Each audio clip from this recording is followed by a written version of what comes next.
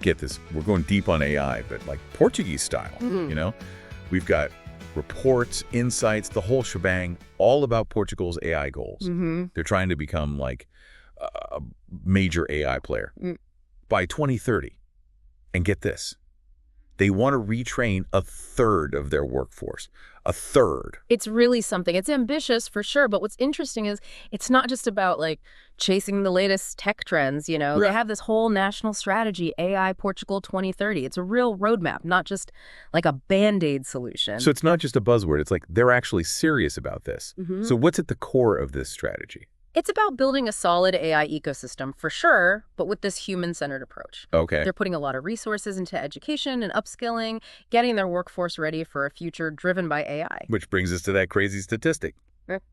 Retraining 30% of their workforce.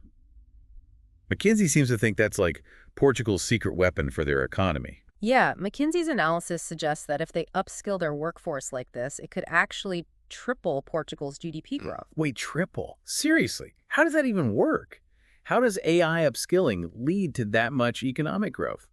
So McKinsey's argument is it's about giving people the skills to use AI for better productivity, for innovation, and across different sectors. It's not just about creating coders, right? It's about having a workforce that can work alongside AI, you know, using AI to make better decisions, to automate those tedious tasks and come up with new solutions. So it's like weaving AI into the entire economy, not just creating this separate tech bubble.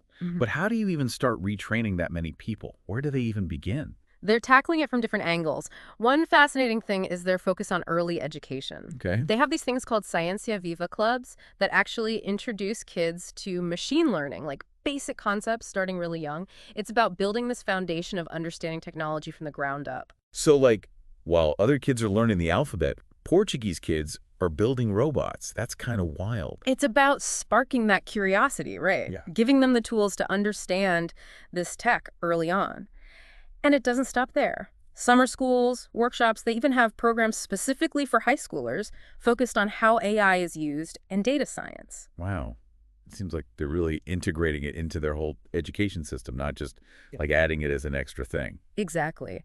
And it goes beyond high school, too. Universities are partnering with businesses, government agencies are launching upskilling initiatives. It's really a national effort, you know? Wow. They even have this platform called NAU where universities and research centers can share their AI courses and materials, which makes learning way more accessible. The NAU platform, so it's like a central hub for AI education.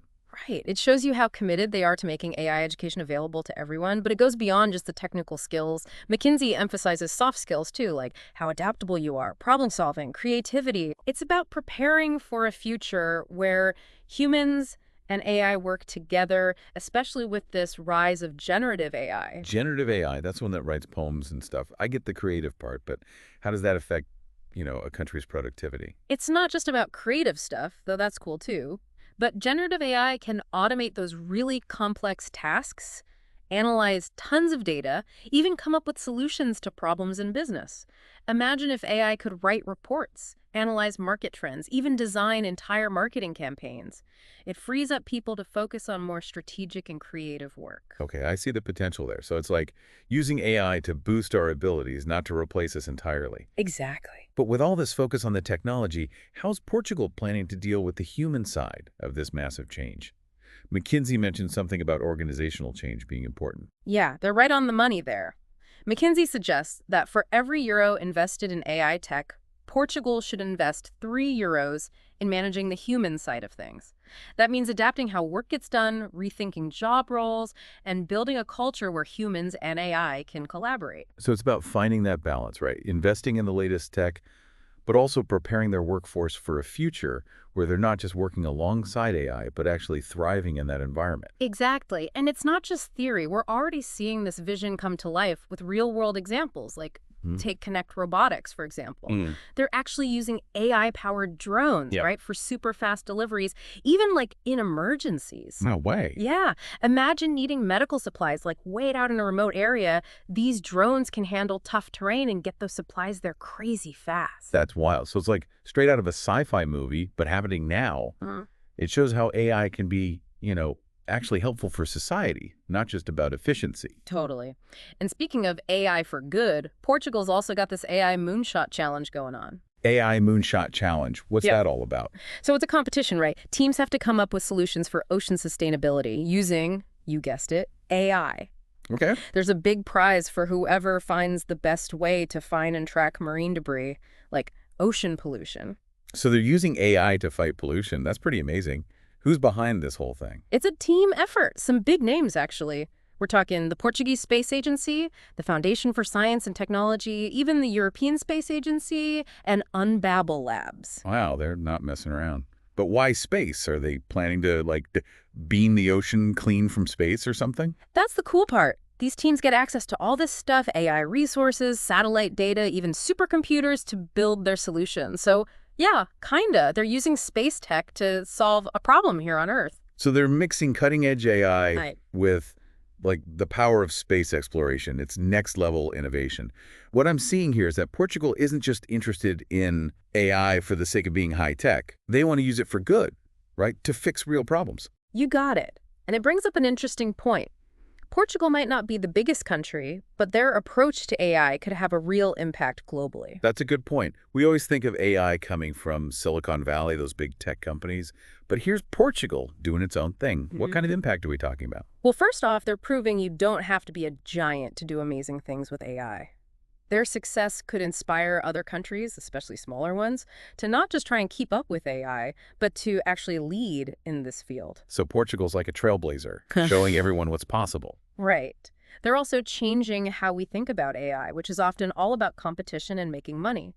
Portugal's emphasizing collaboration, inclusivity, making a positive impact. That's refreshing. But it can't be all easy, right? Yeah. What are some of the challenges they might hit along the way? Something this big has to have some downsides or obstacles. Of course, yeah. Anytime you have such a massive tech shift, there are going to be challenges. One of the big ones is how it affects jobs. Yeah, the whole robots are going to take our jobs thing. It's like the classic AI fear, right? Yeah. Is Portugal doing anything about that? Oh, definitely. They know job displacement is a real concern, and they're being proactive about it. Remember all that stuff about retraining and upskilling? It's not about turning everyone into coders. It's about helping people adapt, giving them skills that will be valuable, even with AI in the picture. So less about, like, fighting against AI and more about being able to work with it. But what about other concerns beyond jobs? Anything else they're thinking about? For sure. Data privacy is a big one, obviously. The more we integrate AI into our lives, the more important it is to make sure personal data is protected. Right. Makes sense. So how's Portugal handling that? Are there any rules in place? They're working on ethical guidelines and regulations to make sure AI is used ethically, for the benefit of everyone, but also respecting individual rights. They're trying to build that into their whole AI approach. That makes sense. Like, they're trying to get ahead of the problems before they even really happen. Yeah. But with all this talk about national strategies and fancy tech, I'm curious, what does it actually mean for, like, the average person in Portugal? Will their lives really be that different? Think of it like this. AI subtly woven into everyday things, like healthcare, where AI helps doctors diagnose diseases earlier, more accurately, or education that's personalized, with AI tailoring lessons to each student. So not robots walking around, but AI working in the background, making things better. Hmm. It's like they're focused on using AI to actually improve lives, not just make things more high-tech for the sake of it. Exactly. And it's not just about making the old stuff better, it's about new possibilities, too. AI is going to create new jobs, new industries, and the Portuguese, they'll be right there on the cutting edge. It's like they're building the foundation for a future we can't even imagine yet. In a way, yeah. That's what makes Portugal so interesting, They're showing the world that being into AI isn't about keeping up with the Joneses. It's about shaping the future and doing it responsibly. It's a powerful message for sure. And I think that about wraps up our deep dive into Portugal and their AI ambitions. We covered a lot, huh? From training programs to ethics to how it could change things globally. The biggest takeaway for me is just how committed they are to making sure AI benefits everyone, not just a select few. That's a tough goal. But seeing how dedicated they are to responsible AI, honestly, it gives me hope that they might just pull it off. It's a journey worth watching, that's for sure. Who knows, maybe other countries will see what Portugal's doing and rethink their own AI game plan. It just goes to show, with AI, the big question isn't always, can we do this? But should we? And how do we do it right?